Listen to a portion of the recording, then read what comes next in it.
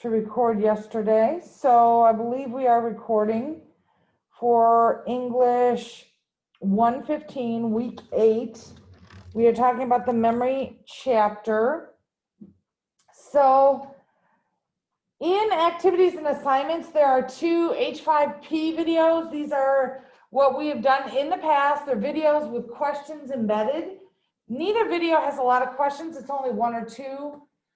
Truthfully, the reason that I put those questions in there and take a grade is to make sure you watch those videos. They have good information in them. The bulk of our time is going to be spent on the memory chapter. In resources, just so you know, I have a memory PowerPoint. It's an ADA format, which means it's a video of me lecturing on the PowerPoint I'm going to use today. I am going to lecture in class on this information. However, I use my own PowerPoint, but I did make a recording prior and put it there. So the class lecture and that resource may look quite a bit alike, really. So let me get up my PowerPoint and I will start lecture today. I have to find my PowerPoint. And we're going to open the right one here, memory. Okay. So this is on chapter 2. So the biggest thing you need to know, your number one thing, is you need to read chapter 2. Actively read, which means you are doing whatever strategies to actively engage your brain with the reading and actively interacting with the author's information. Use those strategies that we've talked about: previewing, annotating, doing note-taking while you read, cover the paragraph, say the information out loud.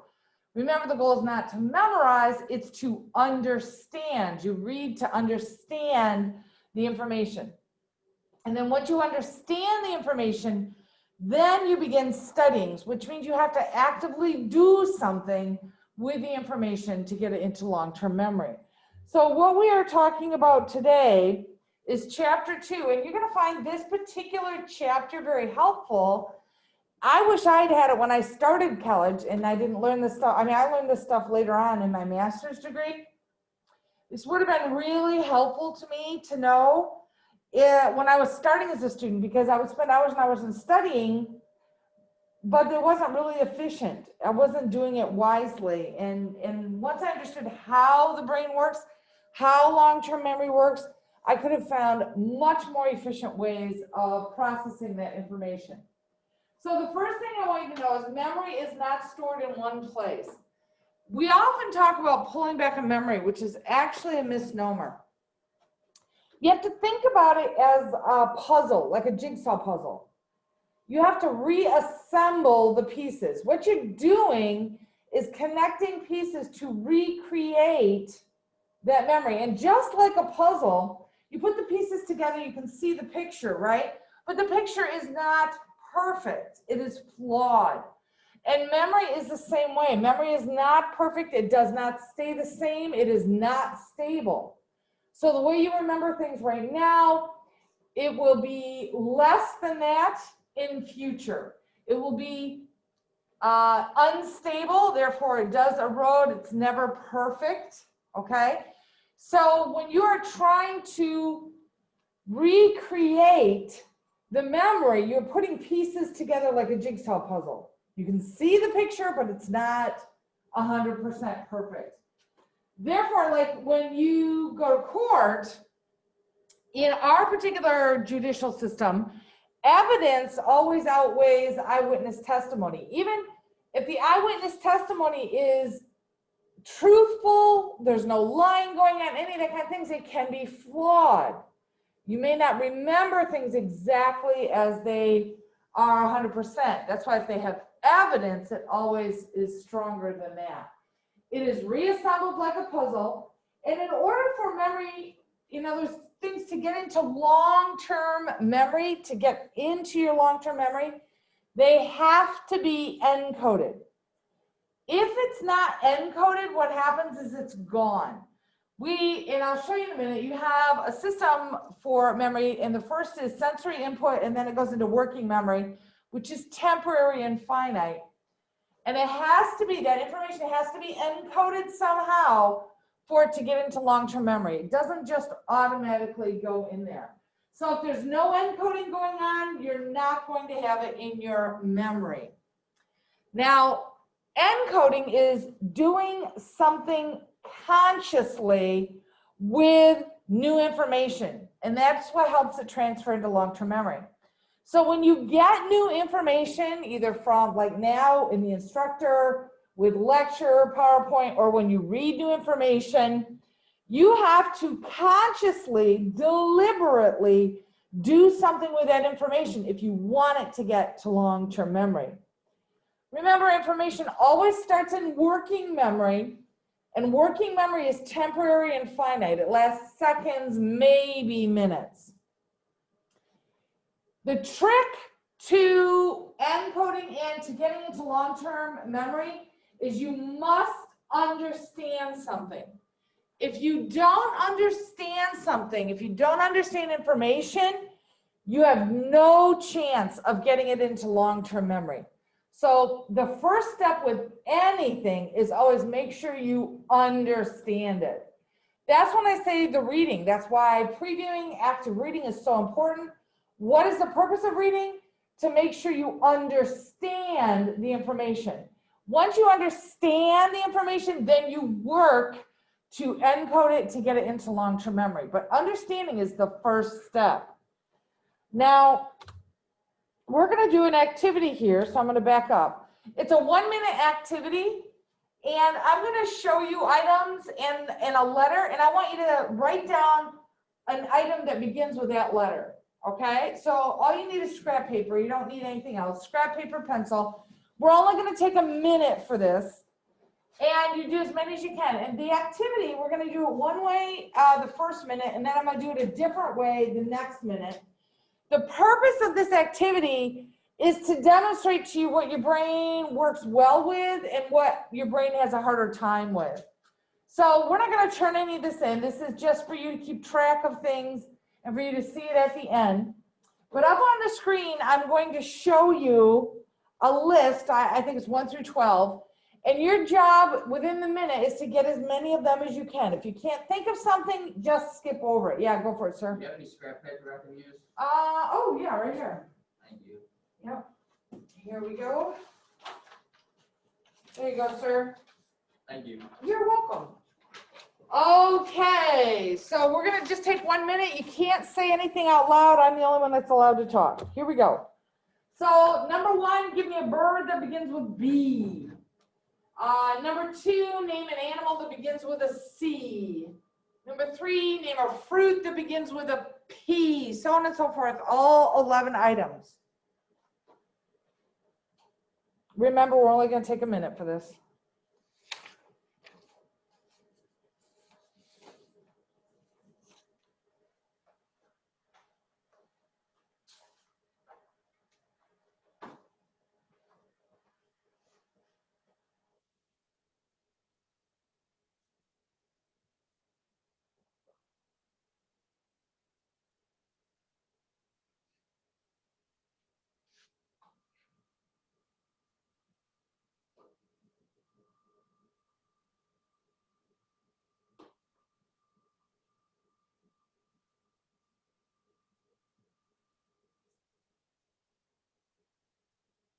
Okay, time's up. Let's see how many you got. Give me a bird with a B. Just give me a shout out. Blue jay. Yeah, blue jay is the one I could think of. You could have actually had blue bird. There is such a thing, a blue bird. That's the name of one. How about an animal with a C? Chipmunk. Ooh, that's good. Chipmunk. I've not heard that one before. Cat, I usually get. Crocodile, I usually get. Those are pretty common. Fruit with a P. Pear. Pear, peach, pineapple. Any of those are fine. Metal with an I. Fire. Iron's the only one I could think of as well. Country with a G. I said Greenland, but I don't remember if that's a real country. Or a continent. I don't Yeah. remember any of the countries. Yeah. It could be Germany. Germany is a country with a G, right? And I believe Georgia is still a country. I know Georgia's a state, but it's also a country. Boy's name with an M. Mitch. Yeah, it could be a million of them. Just depends on how it's spelled, right? Girl's name with a J. Yeah, again, there's a million of them out there. It just begins how it's spelled.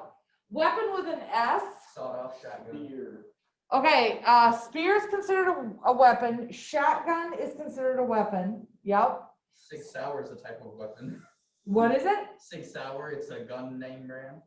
Brand is different from the name of the gun. Oh. So remember, like for example, when you said shotgun, that's Right. a type of weapon that would qualify. Vegetable with a P. Don't eat those. Yeah. Prune is a fruit.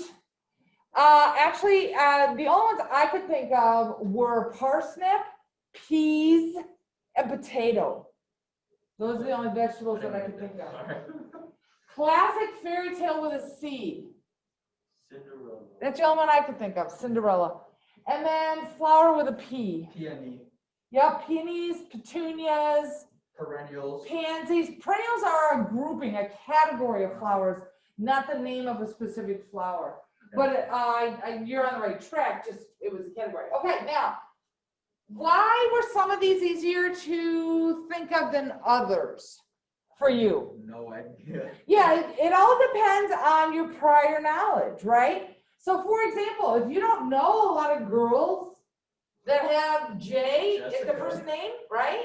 It was probably tougher to think of that.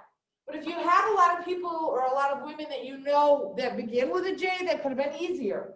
Same thing for flower.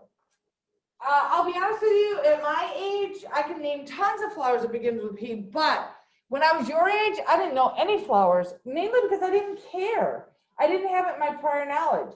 I didn't really care about flowers and birds till I got old, right?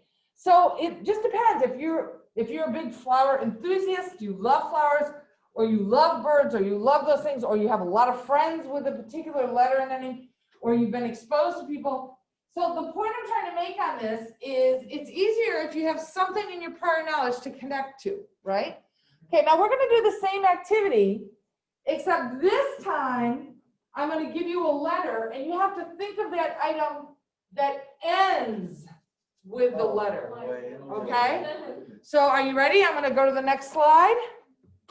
You have a minute. Think of a bird that ends with a W, an animal that ends with a G, so on and so forth. So those letters are what they end with.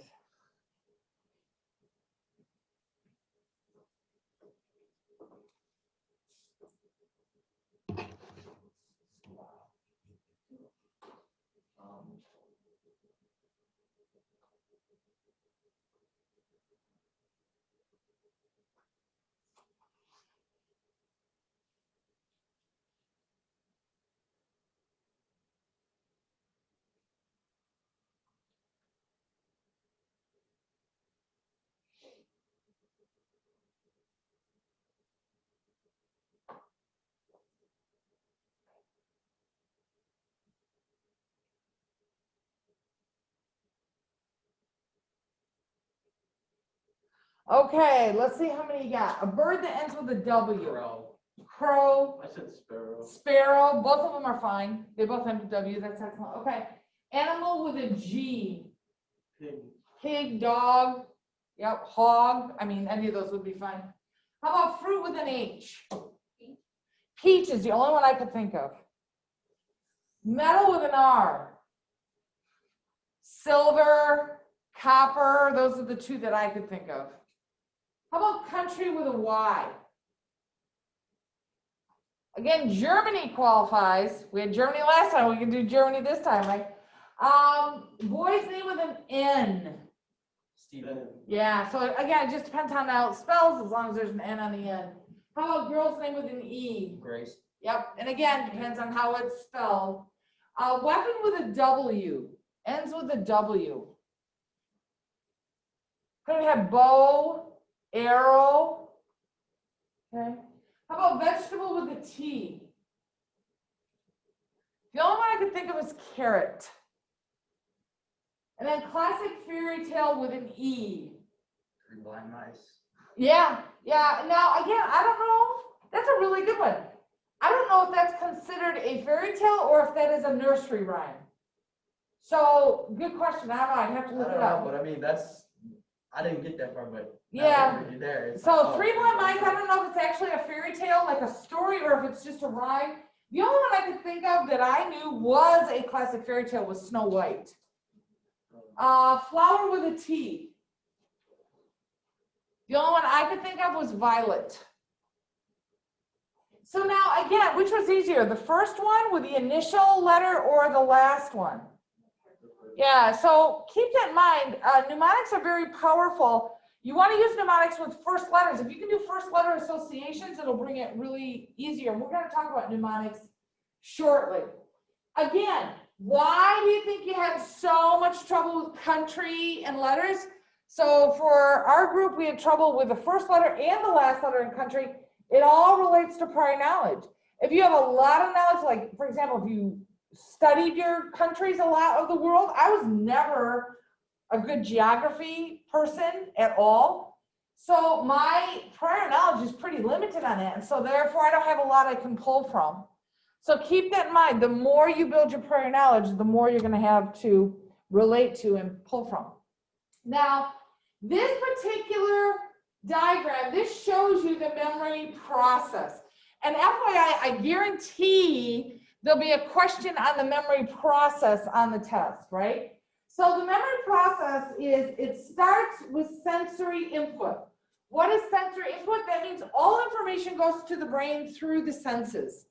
So you are talking sight, sound, touch, taste, and smell. That is how your brain gets information. So your brain is getting information nonstop. It is constantly getting information, and it stores it temporarily in working memory. So working memory is a kind of a holding tank, and it's very limited in space, and it's finite in time, which means limited time, limited space, it's going to be there. So step one, it goes through sensory input. Step two, it goes to working memory for a holding, right? And a lot of times if we want to hold it a little bit longer in working memory, we can apply some strategies like rehearse and repetition. So maybe you went to McDonald's, you met this girl, you got her number, but you don't have anything to write it down, you don't have your phone. So you got to remember it's in the car. So you just say her number, you repeat it a couple of times to keep it in working memory a little bit longer. So when you get to the car, you can plug it in your phone. So her name is Jenny, 867-5309, 867-5309. And you repeat it till you get to the car to kind of hold it there a little bit longer. But that's a temporary. Working memory lasts seconds, maybe minutes. So today you're getting a lot of information. And whenever you go to class, you get a lot of information. And it's there, it's in working memory, but it's temporary. Literally, it starts breaking down almost right after you walk out the door after class. It is not meant to be there forever. Therefore, you have to determine, you have to encode what information do I want in long-term memory. And you have to encode it. So the next step is encoding. So it comes through sensory input. It's stored in working memory temporarily. You have to encode it in order to get it down to long-term memory.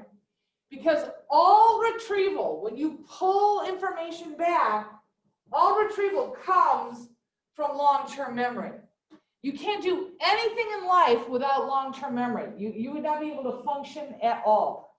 Everything is stored in long-term memory that you pull back, right? That you're able to retrieve.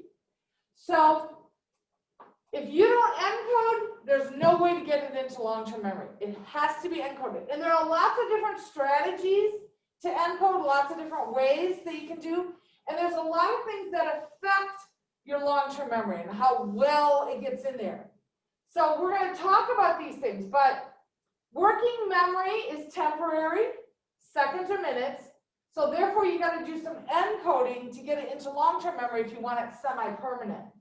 Encoding can take a variety of formats, rehearse and repeat. You can use mnemonics, you can do chunking, associations, format, and then multiple pathways. All of these are strategies of encoding to help you get it into long-term memory. Items that affect your long-term memory, in other words, how well it's in there, the number one thing would be attention. Remember, we talked about this before. Selective versus divided attention. How important it is to the learner. How important is it for you to get into long-term memory? The environment or real life experiences. This is kind of like prior knowledge. Can you link? Can you relate to it? The context in which you learned it, your existing neural network, in other words, your expertise already on that content, and then of course, emotion. And why are we so concerned with getting everything in long-term memory? Because we need to do retrieval. You do retrieval every day, multiple ways, multiple things. But the number one thing in college you want retrieval for is usually a test, okay? Now this is just a diagram to kind of demonstrate working memory with you. So remember, sensory input, you're always getting information. It's coming in all the time. And working memory, we'll think of it as like a table. A table has limited space, right? And as things keep coming in, you keep getting more and more information. If you don't consciously do something with that information, encode it, it's gone. That information's gone. Think of just on your way to work, or actually on the way to class today. From the time you woke up till now, your brain had tons of information given to it. You can't remember it all. The brain has decided half of that stuff is not even worth remembering and it's gone. So for example, can you remember the words to every song you heard on the radio this morning? No. No, or even can you remember every single thing that was said to you this morning? No, and there's really no need for you to remember all those things, right? But that's what I mean. It was there for a while in working memory, but then it starts to go because you're running out of room and new information is always coming in. Limited space, limited time. So when you don't do something, if you don't encode it, that information is gone. So encoding is really actively doing something with that information. So you have information and you want to encode it, kind of think of it as like filing it or categorizing it. I always use a file cabinet, but it's probably a little dated. You guys probably don't even know what file cabinets are anymore. You guys, do you? Okay, good. File cabinets are where we used to store all papers. We don't use a lot of papers anymore, right? We don't do print copies of things very much. But I used to file for a living. That was one of my jobs in college, that I was a file clerk. And that's literally your job, is to file all this paperwork. And I'm not exaggerating. Our office was about double the size of this room. And there were file cabinets from every single wall lining all the way around, okay? Now, it was a car dealership, and you had to file all paperwork. You had to keep it on file for so many years, because if anybody wanted anything, and this would quite often happen. A guy would come in, a salesman would come in and say, okay, give me the such and such deal. And it could have been 3 years old, it could have been 2 days old, whatever. But I had to be able to walk back and pull it right away. So we had a system for filing, right? And you filed it this way in order to be able to retrieve it quicker. So think of that as your brain. You're encoding things, but you need to encode them in particular ways to help you retrieve that information more efficiently. So if you put stuff in a file cabinet, you know it's there. You put stuff in your memory, you've encoded, you know it's there. But the other half of the battle is retrieving it efficiently. Have you ever been in a test and you look at something and you're like, oh man, I know I studied this, I studied. You couldn't think of it for the test, but 2 hours later, you remember the answer? That doesn't do you any good during the test, right? So we're going to talk about efficiency with encoding to get it into long-term memory. So when you take a look at this is the memory process. Remember, step 1, sensory input. Step 2, working memory. Step 3, encoding. Step 4, long-term memory. And then step 5 is retrieval. Everything comes through the senses. It goes to working memory, which is temporary and finite. If you want it to go to long-term memory, you got to encode. If you don't, it gets lost. It disappears. When you're encoding, there's lots of ways to encode: rehearse, repeat, chunking, mnemonics. And then once it's in long-term memory, there are 3 types of long-term memory. And it's procedural, episodic, and semantic. Procedural is exactly what it sounds like, how you do things. So how you tie your shoes, how you eat, how you drive. And once you learn this in long-term memory, it's automatic. Think about when you're driving. When you first learn to drive, you have to think about everything and double check yourself. But when you've been driving as long as I have, and I'm a really old lady, it's automatic. I rarely think about things when I'm driving. And in fact, it becomes such a habit.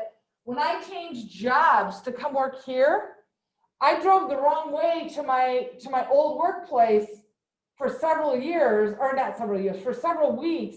I would take the wrong exit because I was in such the habit of going to a different place. The next type of long-term memory is episodic. Episodic are like episodes. In other words, situations or things that happen. These are like your birthday parties or camping trips, right? Now, the trick with episodic is your body automatically encodes them. You don't have to consciously do anything. This is why you can remember things from your childhood without even trying. Good and bad, by the way. So maybe you had a super special birthday party, a first date, but it's also negative things. Maybe you had a really traumatic event or whatever, and you remember it whether you want to or not. That's because the body naturally encodes that one, episodic. The last one is the one we really want to focus on, which is semantic. Semantic is really based on facts and information, and this is the long-term memory we work with in college and in schools. You get information, usually factual, and you have to get it into long-term memory. This is not automatic. You have to consciously do encoding in order to get this type of information into your long-term memory. And don't forget, there are a lot of things that affect your long-term memory. The number one is attention. If you are not giving it selective attention, if you have divided attention, it dilutes the likelihood of getting it into long-term memory. But other factors, environment, the way you're studying and the environment you learn, how important it is to you, all of these things affect long-term memory. So, of course, the big thing, why do you have it in long-term memory? It's retrieval. You want to be able to piece that, recreate, reassemble the memory. Now, if you take a look at this page right here, and I want you to compare it to that one. Same information, by the way. Same information. Different format.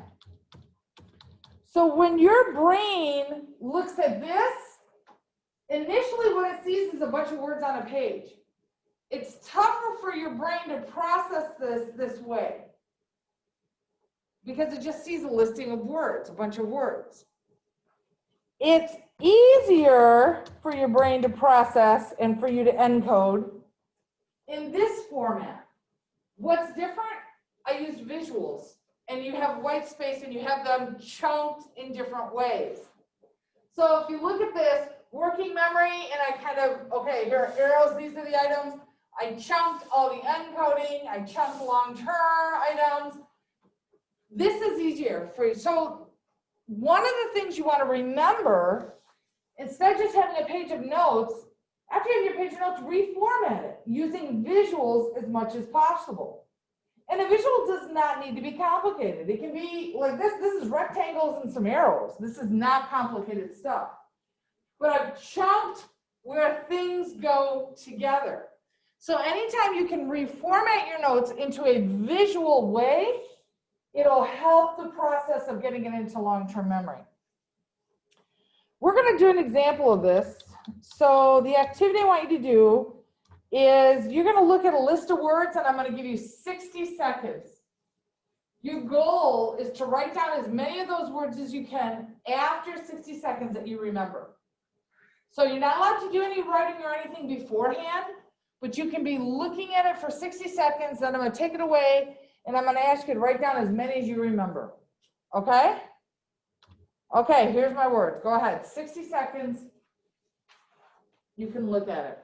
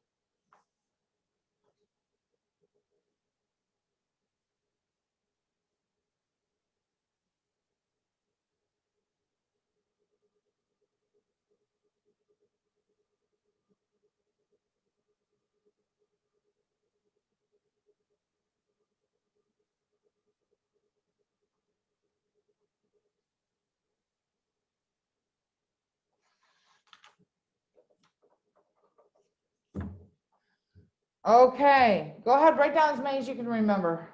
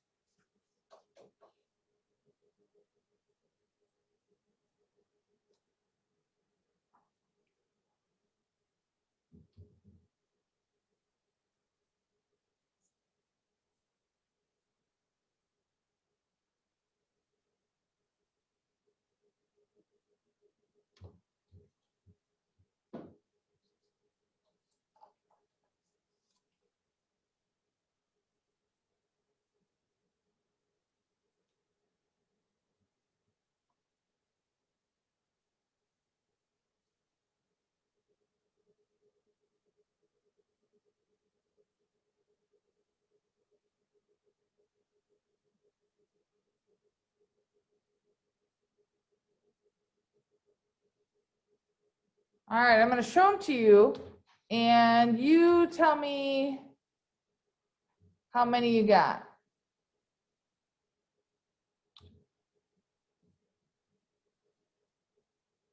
So however many you match, I got 12. you got, wow, that's a lot. Okay, 12. Anybody get more than 12? Some of you are still counting, I know. So I'm interested, 12 is a high number. Oh, I got 10. Okay, that's a good number too. Wow, you guys are doing well. How many? 10 and 12 is very, very good. So talk to me, what did you do? What was your strategy for remembering? I just, Go, oh, hold on, doesn't matter, go for she can go first. it. It doesn't matter. So once I figure out the first word, I just say, oh, coffee was a family, and then I remember like more words that was listed, like words. I was like, oh, there's river, nature. Okay, so you're doing it by association. Yeah. It's really a form of chunking. Okay. Things that are related to forest, you were associating with them, right? Okay, how about Nick?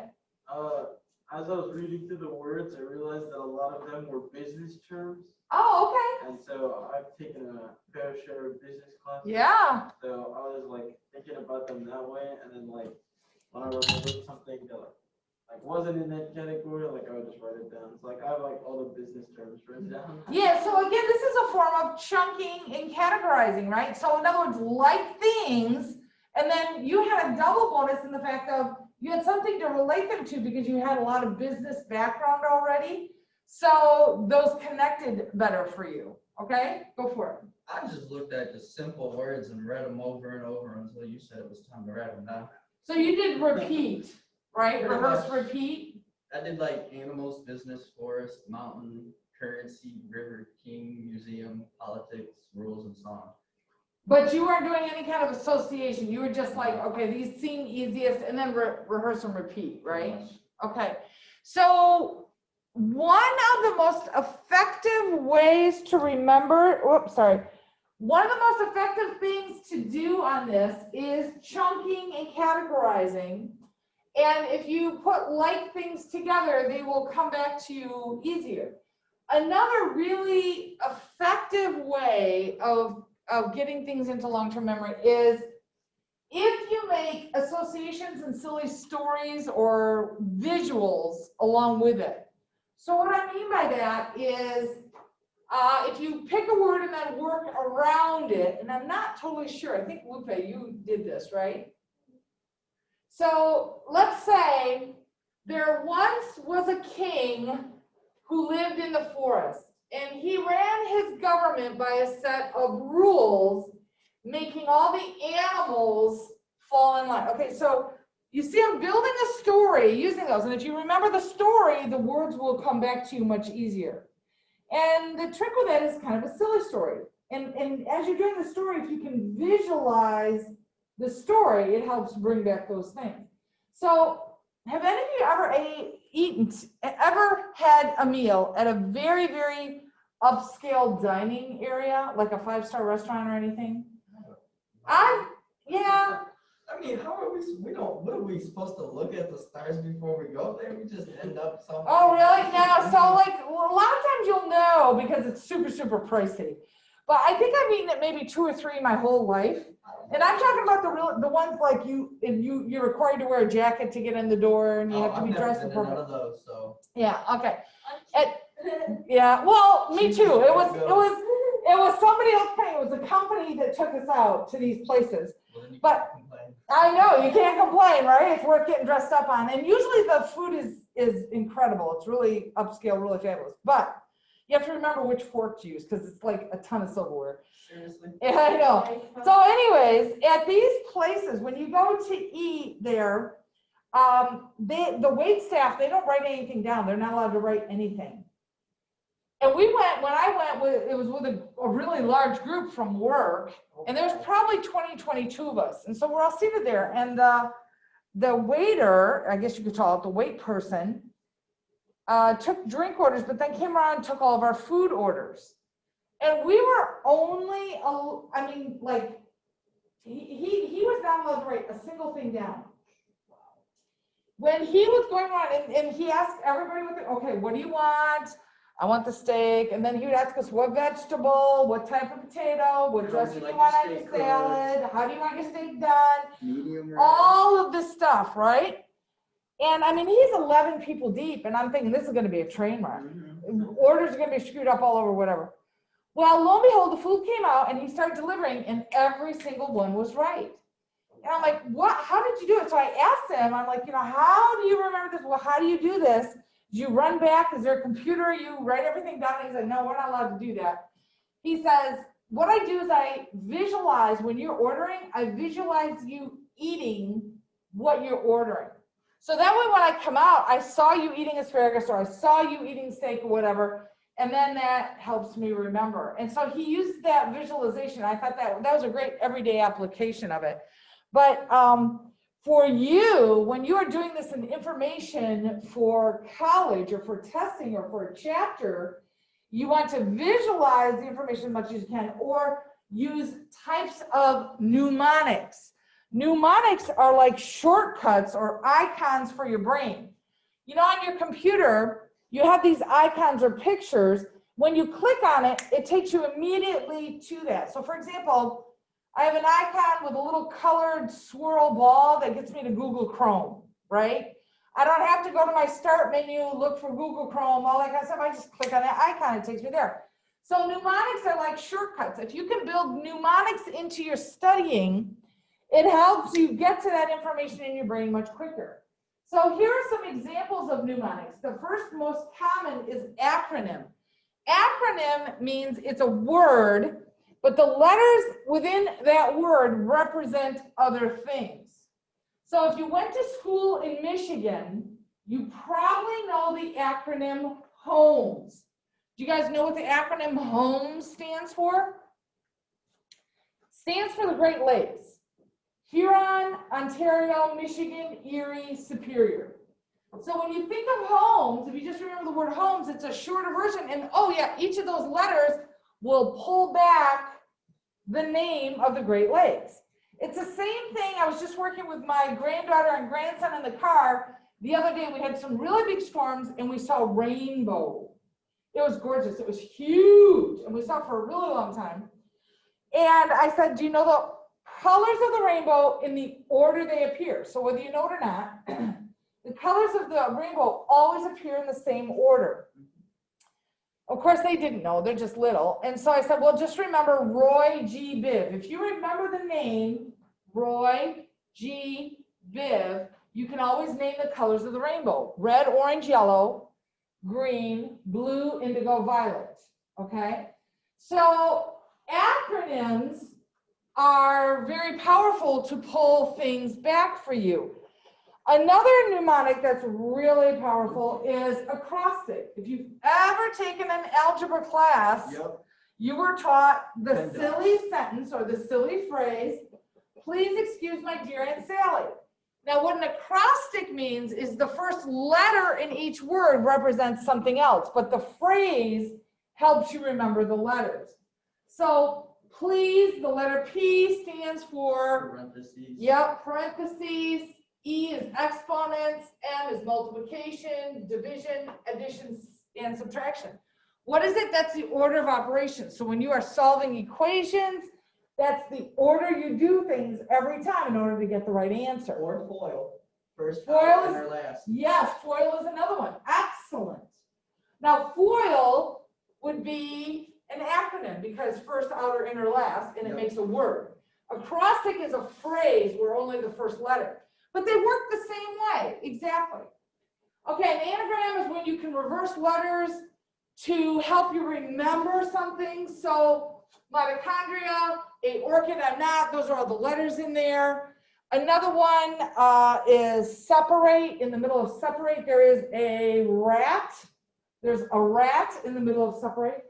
Analogies. This is where you do comparisons, and this is where you're making connections. Now, some of you did this a little bit with the words. Like Nick, you had a connection. So, you know, an example of this would be like, if you don't understand how shells worked in ancient society, they would be a comparison to like how dollars are now. Same thing, there used to be a commercial, an egg in a frying pan is like your brain on drugs, you know, you're frying your brain. Two of the most, I think, the most powerful and underused are rhymes and songs. Your brain likes rhyme, it likes rhythm. In songs, we all know songs. Think about music in general. Think about your songs or anything you hear on the radio. You probably learn the words to a song very quickly without even trying. It just becomes so natural to you, right? And rhymes, your brain likes rhymes, likes rhythm.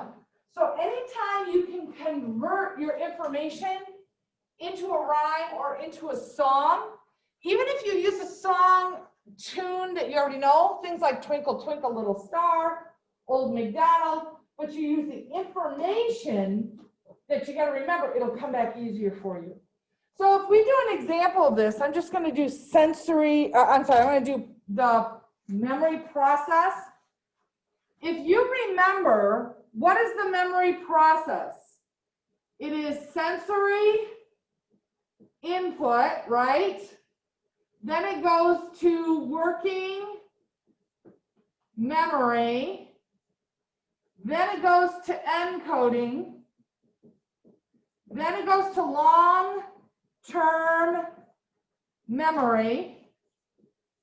And finally, for the whole purpose, we have retrieval. So if I want to create an acronym, I would take the first letter,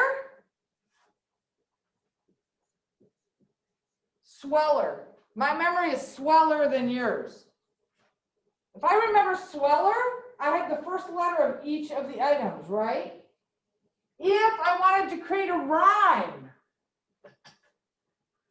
sensory input is the best. Working memory has no rest. Encoding gets the job done. Long-term memory, second to none. Whatever.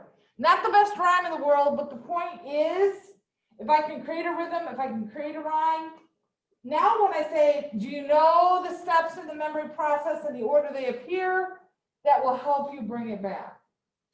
Does that make sense? Try doing that with your information. The other thing, as I showed you before, reformatting and putting it in your own words, making it visual is incredibly powerful. It helps your brain a lot. Remember those two slides? One that just contained all the words, the other that had the visuals with the rectangles and the arrows? Way easier. So although you take notes, this is good. Reformat those notes into visuals. The other, and reorganize it by chunking it in a way that makes sense with the content. The other part of this is anytime you can add visuals into your notes, this is a good thing. Doodling. Doodling is great if doodling is relevant to the content. So if you are, and it doesn't matter how great you are at drawing, that's not the point. It doesn't matter the design, as long as it's relevant to the content. So if you're doodling on Betty Boop, no. But if you're doodling and it's related to content, some type of design or drawing or whatever, that's a good thing. Don't forget, when you make associations and connections, this is what Nick was talking about, relating it to his business classes. Anytime you can do that, it helps your long-term memory tremendously. Ways to do this, exemplification. This is like giving examples of things to help you illustrate information. Compare to what you know, to what you are learning. And then, of course, addition, adding on information to what you already know. Don't forget multiple pathways. The more pathways you can use when you are studying and processing information to get it and encoding into long-term memory, the stronger the chance it gets in there and stays in there really well. So use as many pathways as possible. Use as many senses as you can. Hear it, see it, write it. If you can do all three of those, it's a triple threat. You're 3 times more likely to get that information into long-term memory. So just an example of this, when you're previewing, make an outline because then you're looking at it and writing. As you read, look for main ideas, say them out loud. You are hearing it and seeing it and then writing it on your outline. And then say the details as you finish writing them in. If there's a visual aid, redraw it. Remember, illustrations are good. If they don't give you one, create one. It's okay. And I do want to emphasize, you don't have to be Rembrandt on these things. It's not the quality of your illustration. It's the fact that you are doing it and writing it and drawing it and seeing it and hearing it. Okay. Long-term memory, I guarantee there's a question on this on the test. 3 types of long-term memory: procedural, episodic, and semantic. Procedural, if it's some type of doing, some kind of procedure, whether it be tying your shoes, driving a car, how to do something, right? Even eating, right? I mean, think about it. Do you think about when you eat? It's automatic. But when I was, my grandbabies, we're teaching them how to eat sometimes. We're feeding them. They have to figure out how to do the fork, how to do the spoon, how to feed themselves, right? Now, keep in mind, this occurs naturally with encoding. Episodic, naturally encoding. That means your body does this automatically. But semantic, this is where you get in factual information. Sometimes this is called declarative. This type of memory is what you're using when you're studying because you're obtaining information. And this is in the college arena. There's no natural about this. If you don't deliberately encode, if you don't consciously use encoding strategies to process this into long-term memory, it's not going to get there. That's why I talk to students, they think a lot of times if they just come to class and listen really well, maybe take a couple of notes, that will be sufficient to get it. And it never is for a test. It won't get you enough. You have to consciously. Yeah, so you have to consciously encode. So think about when you're studying, what are you doing with the information? Again, what pathways are you using? If you're just seeing it and looking at it, that's not enough. You want to use multiple pathways. Write things out, say them out loud while you're doing them. Reformat, make visuals, all of those kinds of things. Factors that affect your long-term memory, the number one thing is attention. My husband's running joke is I'm too poor to pay attention. We are not too poor to pay attention. We can all pay attention. But keep that in mind when you are studying, reviewing. Is your attention distracted? That's not a good thing. It's not a good thing during the test, but it's also not a good thing when you're trying to encode information, okay? Emotion, if you are upset about things, you have a lot of worry, a lot of fear, a lot of stress, whatever, that can affect how things get processed. Remember, if you've gone through a traumatic event, a lot of times you can't remember what to do. It's why a lot of times you should practice scenarios. It's like with children, we practice fire drills, we practice tornado drills, because if they're scared of whatever, it'll come back to routine, and we're trying to do procedural, which is automatic, because they won't be able to have the attention to do it. It also depends on how important it is to you. If it's not important to you, it's probably not going to get encoded. It's not going to get into long-term memory. And then, of course, environment or real life experience, how you can relate it, and then context and neural network.